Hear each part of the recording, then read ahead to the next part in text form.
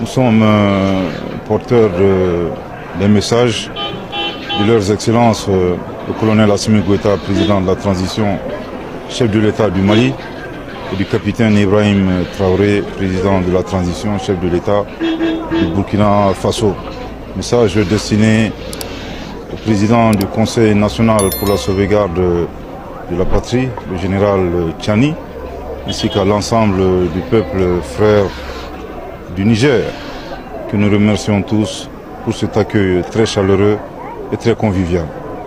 L'audience qui nous a été accordée par le président du Conseil national pour la sauvegarde de la patrie a porté globalement sur les principales décisions qui ont été prises par leurs excellences le colonel Assimi Goïta et son homologue du Burkina Faso, le capitaine Ibrahim Traoré, après les sanctions de la CEDEAO.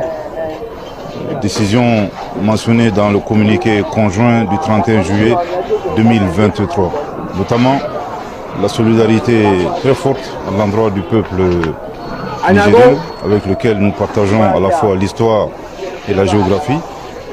Également le refus catégorique pour le Mali ainsi que le Burkina Faso d'exécuter ces sanctions illégales, illégitimes et inhumaines prises contre le peuple nigérien.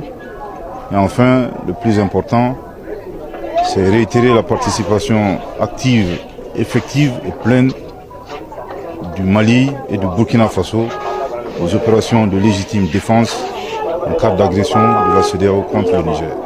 Je tiens ici à le préciser que toute intervention militaire contre la souveraineté d'un pays ne représente autre chose qu'une agression. Bien entendu, agression que le Burkina Faso et le Mali rejettent catégoriquement. Nous avons réitéré, bien entendu, la décision du président Goïta, du président Traoré, de participer pleinement aux opérations de légitime défense aux côtés des forces de défense et de sécurité du Niger. Ce sont des décisions mûrement réfléchies. Je tiens ici à rappeler que ça fait plus de 10 ans que le Burkina Faso, le Mali et le Niger géreront les conséquences négatives, conséquences socio-économiques, conséquences sécuritaires, conséquences politiques, conséquences humanitaires de l'aventure hasardeuse de l'OTAN en Libye. Bien entendu, se pose la question, si ça nous a pris 10 ans, accepter encore une autre aventure de la même nature au Niger nous prendrait combien d'années? On ne sait pas, 20 ans, 30 ans, 40 ans, 50 ans. Une chose est sûre, le président Goïta et le président Traoré ont clairement dit non, non et non. Nous n'accepterons pas d'intervention militaire au Niger. Il en va de notre survie. Bien entendu, les chefs d'État du Mali et du Burkina ont pris la ferme décision de laisser des actifs et non des passifs aux générations futures. À l'endroit de la CEDEAO, nous avons deux messages. Le premier message, c'est que nous leur demandons très clairement de cesser d'affamer nos peuples. Nous n'avons pas besoin de sanctions. Je pense qu'il y a énormément accès de souffrance que nos populations traversent. Le deuxième message, qui est également un message important, nous apprécions bien les ultimatums. Je pense que la CEDEAO se trompe lourdement de destinataire.